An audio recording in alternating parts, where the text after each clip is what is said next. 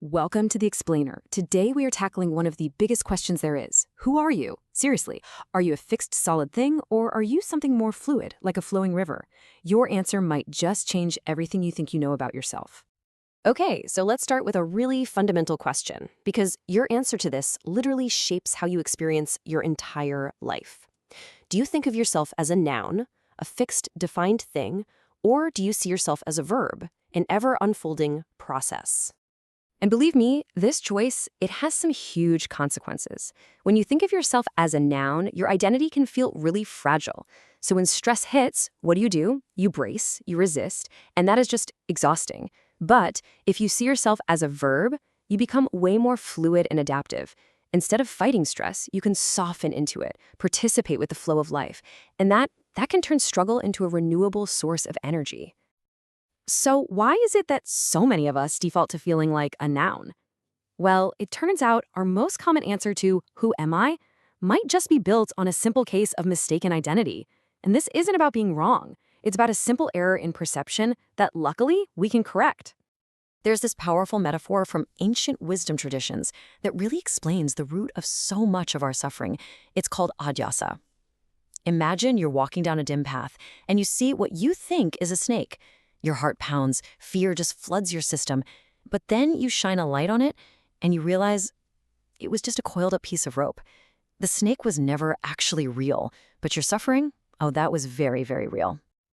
This idea, wow, it completely changes the game, doesn't it? It suggests we're not broken, we're not flawed, we're just mistaken. We've been projecting this limited, fearful identity, the snake, onto our true, harmless nature, the rope. So the solution isn't to fight the imaginary snake, but to simply turn on the light and see the rope for what it truly is. Okay, so if we're not this fixed, solid thing we thought we were, then what's the alternative? Let's dive into the first big revelation on this journey, seeing the self not as a thing, but as a process that's always in motion. Now this is a huge shift in how you see everything. You stop identifying as a noun, some finished product, and you start identifying as a verb, an ongoing action. You're not just a person. You are personing. You aren't just living. You are the flow of life itself. And what's so fascinating is that this isn't some newfangled idea. Cultures from all over the world, totally independently, landed on this same concept of flow. You've got the ancient Greeks seeing the self as ever-changing fire. Buddhists see it as a constantly regenerating candle flame. Taoists see it as flowing water. The core insight is always the same. Our true nature is movement. So, what this all boils down to is a really powerful realization. When we resist change, we're not just fighting the world around us. We're actually fighting our own fundamental nature. To accept the constant flow of life is to finally align with what we truly are. But here's where it gets really, really interesting. Just as we start to get comfortable with this idea of being pure, constant change, our journey takes a sharp and kind of paradoxical turn. And that leads to a really mind-bending question. I mean, think about your own life. Your body is totally different from when you were a kid. Your thoughts, your feelings, your circumstances, they change from one moment to the next. But hasn't there always been a constant you that has witnessed all of it happen?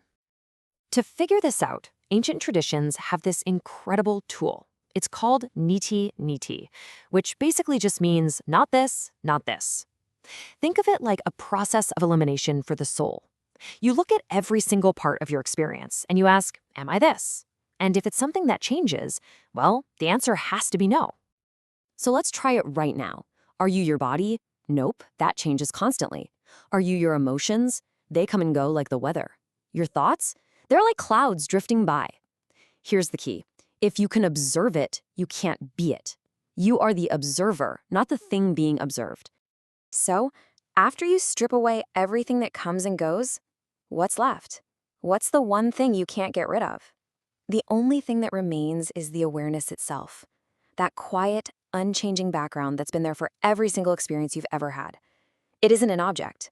It's the space in which all objects appear. Okay, hang on. Now we have a huge paradox, right? How can we be both this constantly changing flow and this silent, unchanging witness? Let's unpack this with one of the most beautiful analogies for what we are. Picture yourself as a single wave in the ocean. You've got your own unique shape, your own life story, a beginning and an end. And you're terrified of crashing on the shore because that feels like, well, the end. But the wave is forgetting something absolutely crucial. It's not made of wave. It's made of water. It is the ocean. When the wave crashes, it doesn't die. It just goes back to its source. And that's how we solve the paradox. You're not the changing wave or the unchanging ocean. You are the ocean in the act of waving. You are the silent consciousness appearing as the dynamic flow of life. The two aren't separate things. They are one and the same reality. Or think of it like this. You are the eye of a hurricane. That perfect stillness at the center, it doesn't exist in spite of the chaotic winds spinning around it. No, that stillness exists because of the storm.